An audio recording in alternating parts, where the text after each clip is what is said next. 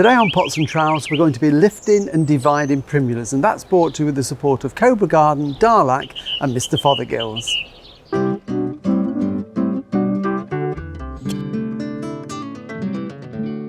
Hello and welcome to Pots and Trowels. Well, today I'm in Dennis's front garden where he has an amazing display through the spring of all different types of primulas that have been in the ground for years and years. He's got the lovely drumstick primulas, the Primula denticulata, which have now finished. He's had a mix of old-fashioned polyanthus that flower and flower and flower, and these wonderful auriculas, these hardy garden types like this, and they've almost finished now, but you can see just around the edge there they've still got those lovely velvet petals, and they've flowered and flowered.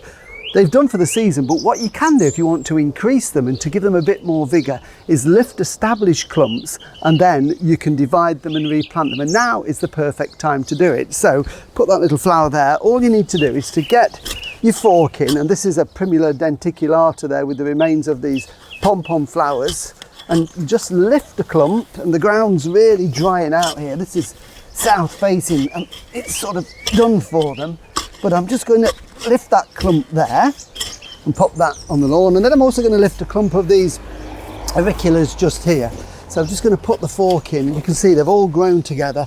They haven't been divided for probably 2 or 3 years now, so they're ready for this. So I'm just going to lift a clump of those and we'll take them around the back and I'll show you exactly what we do with them next.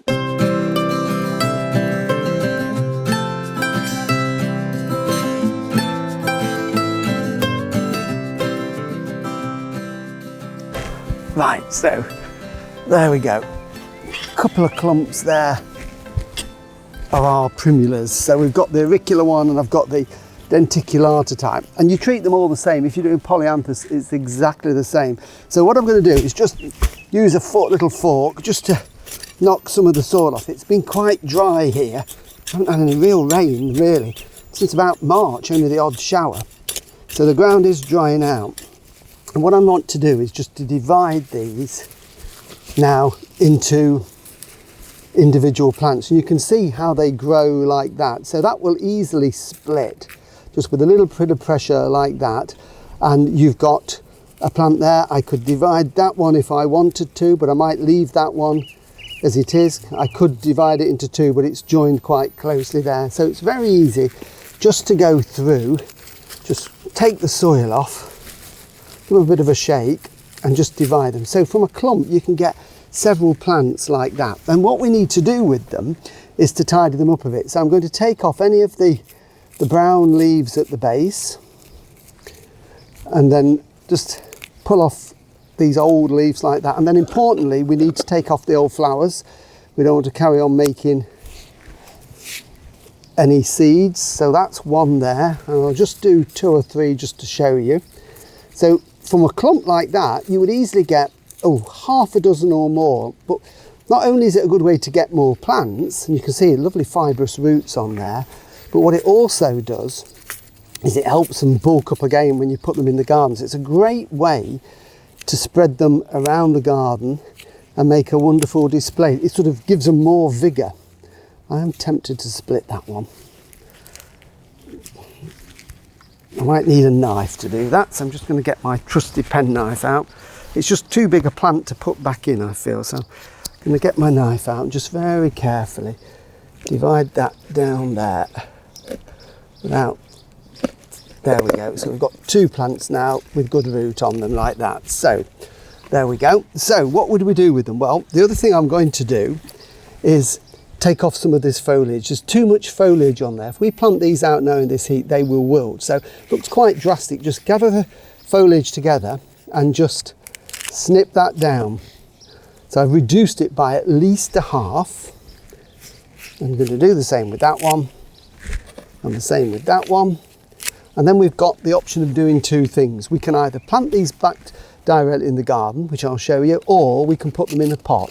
So just get some smallish plant pots, a bit of compost, and then we can pot those into that. This is a multi-purpose with a bit of slow release, just lightly firm it, and that is our plant. It really is as simple as that if you're growing your own primulas. I'll just do one more. And what we do then is water them, put these in a shady position, so that they can make a root system, and then they'll make a mass of new foliage, and then they will flower. Now, alternatively, of course, what we can also do with them is we can plant them out into the garden if we want to. So if you don't want to pot them up, once you've trimmed them down, just get the piece of ground where you're going to plant them, and if you've got a bit of spare ground in your veggie plot, then you could grow them on for the season. In fact, when I was an apprentice gardener, we used to lift them out the parks at this time of the year, do this process, and then we'd plant them on the nursery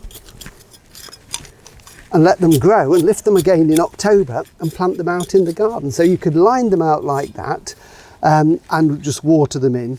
And it's exactly the same with the auriculas. So again, we're just going to knock some soil off, and these have more of a sort of a trunk at the base. So we just have to take a piece off. Sometimes you need to get your snippers just to give it a bit of a snip. And we can see on this one where it started to root, it's almost making a bit of a rhizome. And we can just take these older leaves off, do exactly the same, take the old flowers off so they're not using energy. And then we can plant that, but a little bit deeper up to there, trim some of the foliage back off, plenty of water, and that will make a massive new root from there, and you've got strong plants. So it's something you can be doing now. Just keep your eye on them through the summer months. And as I said, the important thing is as soon as you've done it, you've got to make sure you give them a good drink. So those roots are going to go down into the soil, so they'll establish and make strong, strong plants.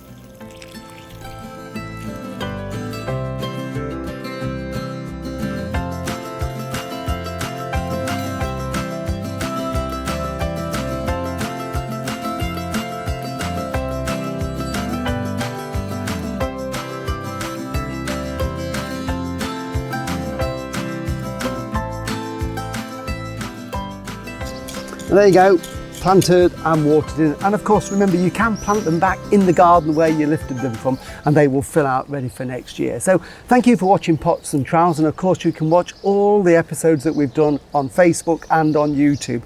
Next week we're back in the garden doing more practical jobs, so we'll see you then. Bye.